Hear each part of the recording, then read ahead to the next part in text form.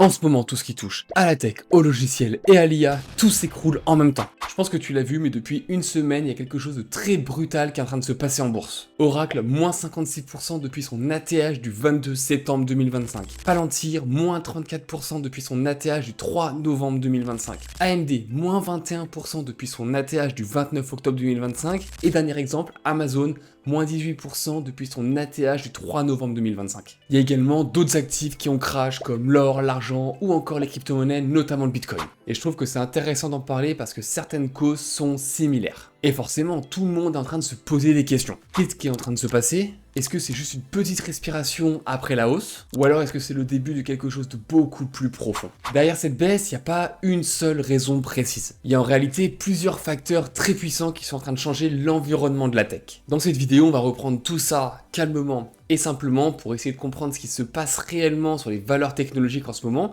et également essayer de comprendre ce que ça va engendrer pour la suite. Donc je te propose de voir les 5 raisons principales de ce crack.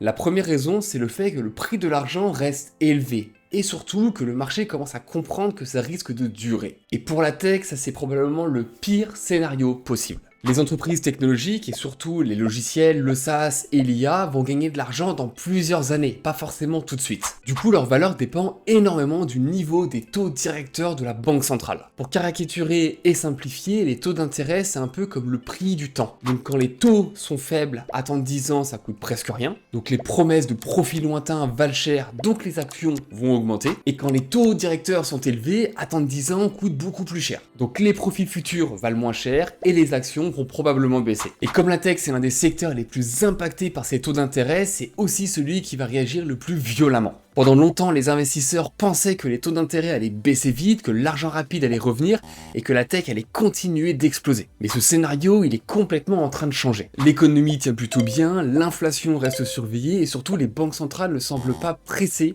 de baisser les taux. Du coup, le marché revoit tous ses calculs. Les investisseurs intègrent des taux élevés plus longtemps et ça provoque un ajustement des valorisations tech. Et il y a également un autre élément très important à comprendre. Les marchés écoutent beaucoup les discours des personnes qui peuvent influencer la politique monétaire. Certains profils défendent une ligne très stricte contre l'inflation en mode ne pas baisser les autres trop vite et accepter un argent plus cher plus longtemps. Et des personnes comme Kevin Warsh représentent exactement cette vision dite hawkish. Il a été nommé par Donald Trump pour devenir le prochain président de la Fed, pour remplacer Jerome Powell. Alors cette nomination doit encore être confirmée par le Sénat aux États-Unis, donc le processus peut être retardé ou bloqué. Donc aujourd'hui, il n'a pas encore le pouvoir de monter ou de baisser les taux, mais le marché anticipe déjà ce qu'il pourrait faire. Ce qu'il faut retenir pour cette première partie, c'est que l'époque de l'argent gratuit est terminée, au moins pour l'instant. En gros, on est passé d'un monde où il y avait énormément de liquidités à un monde où l'argent a de nouveau un coût, et ce coût pourrait durer assez longtemps. Donc pour l'économie en général, c'est juste un ajustement.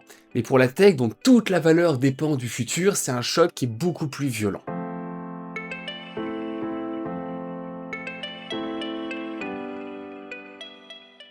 La deuxième raison pour comprendre la baisse des valeurs technologiques, c'est la hausse du rendement de l'obligation américaine à 10 ans. Pendant plus de 10 ans, c'est vrai qu'on a vécu dans un monde assez bizarre. Les obligations rapportaient presque zéro, l'argent ne coûtait rien, et au final, il n'y avait pas forcément d'autres alternatives à la bourse. Du coup, pour chercher du rendement, les investisseurs étaient presque obligés d'aller sur les valeurs technologiques. Mais aujourd'hui, le décor, il a complètement changé. L'obligation américaine à 10 ans rapporte maintenant plus de 4%, avec une bonne visibilité et surtout beaucoup moins de risques que la bourse. Et forcément, quand le sans risque redevient intéressant, la bourse devient automatiquement moins attractive. Comme on l'a vu, les valeurs technologiques sont valorisées sur le futur. Donc pour accepter ce niveau de risque, les investisseurs doivent normalement espérer un gain supérieur à une obligation. Mais si une obligation d'État offre déjà un bon rendement, alors pourquoi prendre autant de volatilité, autant d'incertitude, pourquoi payer des valorisations aussi élevées pour un gain finalement qui n'est pas si différent? La conséquence, elle est logique, l'argent sort des valeurs technologiques pour aller sur des actifs plus sûrs et notamment les obligations. Et ce mouvement, il n'est pas juste théorique, il est très concret dans la gestion des grands fonds d'investissement. En permanence, ils arbitrent entre les actions et les obligations, le risque et la stabilité, et la volatilité et la visibilité. Donc quand le rendement des obligations monte, ils réduisent d'abord leur exposition aux actifs les plus chers et les plus risqués, et en priorité les logiciels et la tech, et je peux également parler du Bitcoin par exemple.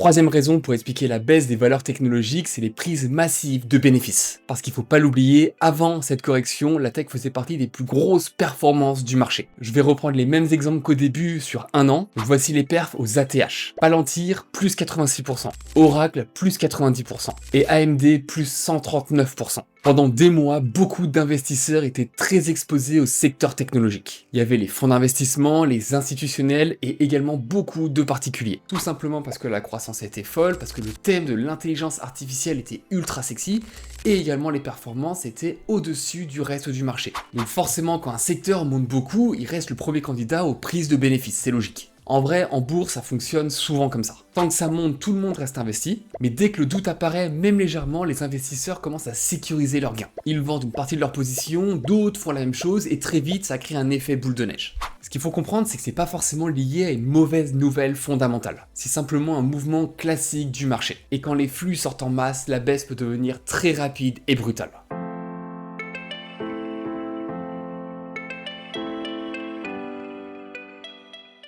Quatrième raison qui explique la baisse récente des valeurs technologiques, c'est leur sensibilité extrême aux attentes du marché. Bon, clairement, on va se le dire, la tech, c'est pas du tout un secteur comme les autres. Les investisseurs ne regardent pas seulement les résultats d'aujourd'hui, ils regardent surtout ce qui pourrait se passer demain. Et la valorisation de beaucoup d'entreprises repose sur leur croissance future, leur perspective de marché, et en ce moment, énormément sur le thème de l'intelligence artificielle. Du coup, la moindre petite déception peut avoir un impact très fort sur les cours. Il suffit parfois d'avoir une guidance un petit peu plus prudente, une croissance qui ralentit légèrement, ou simplement d'un discours un petit peu moins enthousiaste sur les IA pour déclencher une baisse rapide en bourse. Je vais donner un exemple concret. Microsoft. Azure, donc le cloud de Microsoft, a vu son chiffre d'affaires progresser de plus 38% hors effet de change quand les investisseurs attendaient une croissance située autour de plus 39 ou plus 40%. Donc ce petit 1 ou 2% en dessous des attentes a eu l'effet d'une bombe. Microsoft a perdu 10% en 24 heures, soit environ 350 milliards de dollars. En gros, quand une action est très chère, elle n'a pas le droit à l'erreur. Le marché attend de la perfection, toujours plus de croissance, toujours plus d'innovation et toujours plus de promesses autour de l'IA.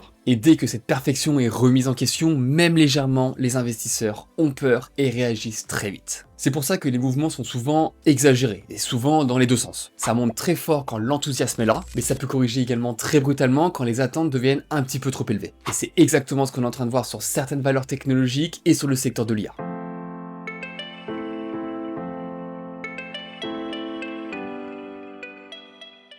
Cinquième et dernière raison, c'est l'annonce d'Anthropic et de son logiciel. Tout est parti d'une nouvelle fonctionnalité de la startup américaine. C'est un outil capable d'automatiser certaines tâches juridiques, comme la révision d'un contrat par exemple, ou alors la préparation de documents pour les avocats. Donc même si ces résultats doivent encore être vérifiés par des professionnels, des humains, le message envoyé au marché, il est très clair. Si l'IA commence à automatiser ce type de travail, alors beaucoup de services et de modèles économiques pourraient être remis en question. Et la réaction en bourse a été immédiate. Plusieurs entreprises exposées à ces activités ont fortement chuté. Donc là, je te parle de groupes liés aux données juridiques ou à l'édition professionnelle, mais aussi des sociétés d'analyse de données, de publicité ou encore de services numériques déjà fragilisés par la montée de l'IA. Cette annonce, elle ravive une peur simple chez les investisseurs. Et si l'IA ne se contentait pas d'aider les logiciels, mais de faire leur travail à leur place? Et c'est là que l'impact devient beaucoup plus large. Car au-delà des sociétés directement concernées, ce type d'innovation fait réfléchir tout le secteur du logiciel. Les éditeurs de logiciels professionnels, les plateformes cloud, ou encore les outils de productivité ou de gestion d'entreprise.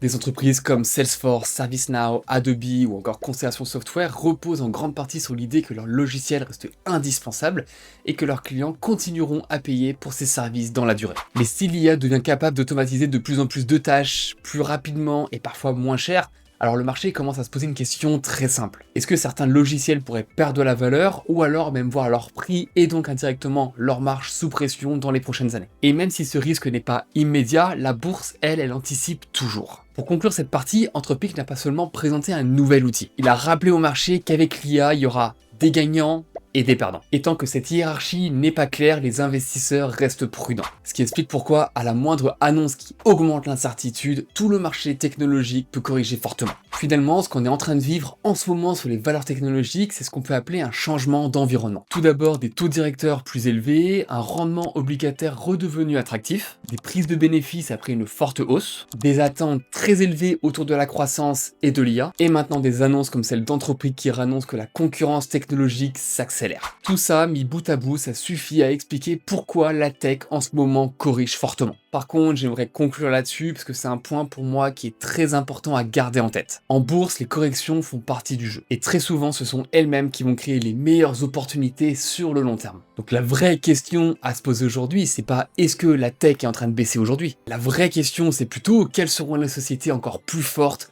dans 5 ans et dans 10 ans malgré ces changements. Et c'est exactement ce qu'on va continuer à analyser ensemble sur cette chaîne. Si cette vidéo t'a aidé à mieux comprendre la situation dans laquelle on est actuellement, pense à mettre un like, à t'abonner pour ne pas louper les prochaines analyses, et surtout, dis-moi en commentaire, est-ce que tu penses que cette baisse de la tech c'est un simple trou d'air ou alors un changement qui va être beaucoup plus profond? Je lis tous vos commentaires et d'ailleurs ça m'aide énormément pour trouver des idées pour les prochaines vidéos. A très vite pour la suite et bon investissement, c'était Thomas, ciao.